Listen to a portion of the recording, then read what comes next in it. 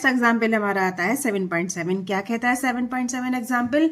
The brakes applied to a car produce an acceleration of 6 metre per second square in the opposite direction to the motion. If the car take 2 seconds to stop after the application of brakes, calculate the distance if traveled during this time.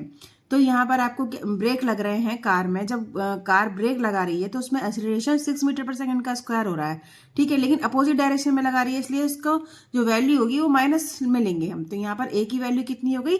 -6 metre पर second square. और time कितना given है यहाँ पर? 2 second का. उसे रुकने में कार को 2 सेकंड लगते हैं, तो 2 सेकंड यहाँ पर, 2 सेकंड यहाँ पर टाइम हो गया. अब जो इनिशियल वेलोसिटी तो यहाँ पर क्या थी, जब उसने चलना शुरू करा था वो हमें गिवन नहीं है, लेकिन हमें यहाँ पर फाइनल वेलोसिटी पता है. फाइनल वेलोसिटी 0 है क्योंकि वो क्या है, 2 सेकंड बाद रुक गई है, स्टॉप हो गई है, इसीलिए जो फाइनल वेलोसिटी है वो यहाँ पर 0 होगी. तो हमारा फॉर्मूला वही इक्वेशन ऑफ मोशन का, फर्स्ट इक्वेशन ऑफ मोशन वाला, v = u + at.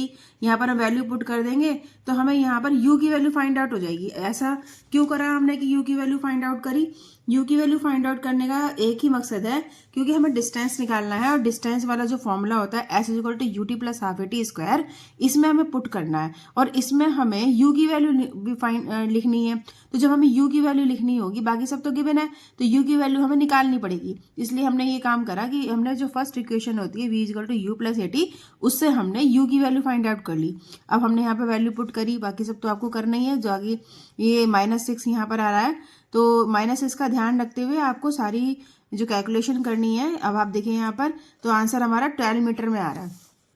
तो आपको अगर मेरी वीडियो पसंद आ रही है तो आप इसको लाइक करिए, शेयर करिए, सब्सक्राइब भी करिए. Thank you very much.